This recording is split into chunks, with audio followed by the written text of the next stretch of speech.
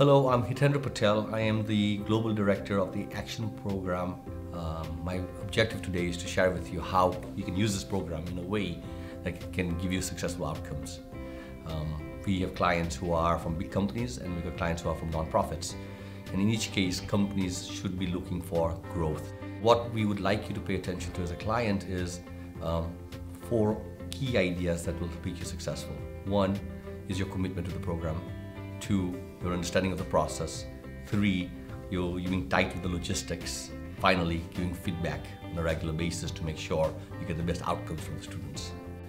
We've got mentors who will help you to make sure that they are interfacing between the students and yourself to make sure the students stay on track. You'll be expected to be there for 4 meetings, for 4 hours.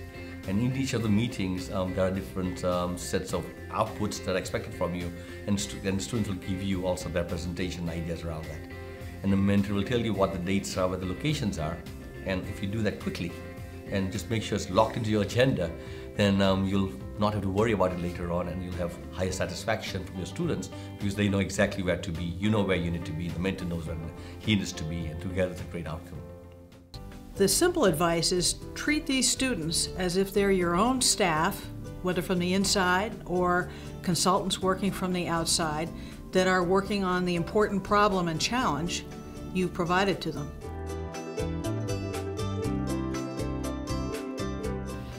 So as a mentor, there are 2 key things that we serve as for you in terms of the HALT action projects. The first thing is we are your interface to the program and to the students. The second thing is that we are a filter for you so that you don't get inundated with emails and phone calls from the students themselves. Understand that process, your role in it, what the students are doing, and how to use that process to get the students to challenge, go beyond simply what is the status quo, beyond the norm, and really stretch their imaginations, stretch their insights, get out of the box, get out in the marketplace, talk to potential customers, potential partners, do that along the continuum of the process. In terms of communication, it's important to keep your challenge statement well defined from the very beginning.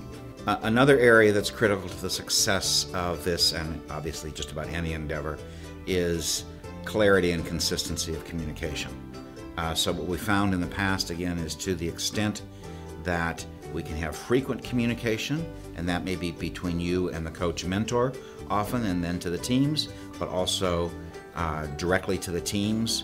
The students really see this as an action program, so it's not an academic research program, and the extent that you can continue to communicate your commitment to that as well, it is very helpful. As a mentor, I will be the main point of contact between you and the students. In terms of logistics, let's try to agree as early as possible the dates and time for the 4 student meetings.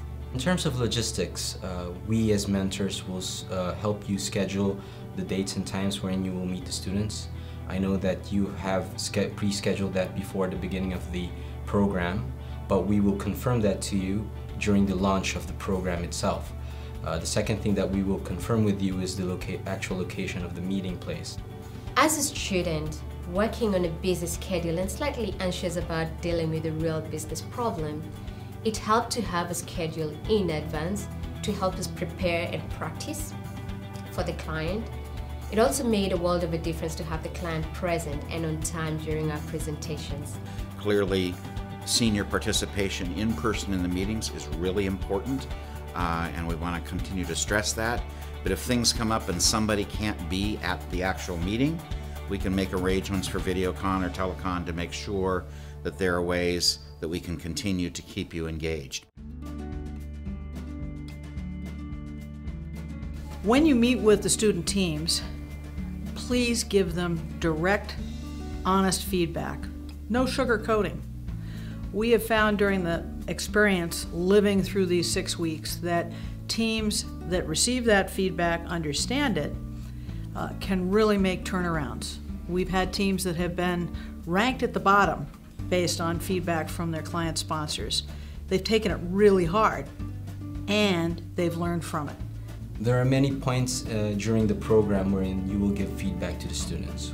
One is during the presentations themselves, wherein after each presentation or team presentation, you're going to tell them what they did well and what they didn't do very well. The second part of that feedback process is at the end of the presentations of all the teams, wherein you will give 3 parts of the feedback. The first is you are going to rank all the teams from 1 to 5.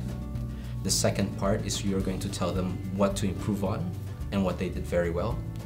The third thing is you're going to tell them what they should focus on in the next phase of the program. So it's not only feedback on their presentation style, the content, the thoroughness of what they've done up to that point, but guidance on what you'd like to see them do and focus on in the next period of time. Receiving consistent and constructive feedback gives us clarity.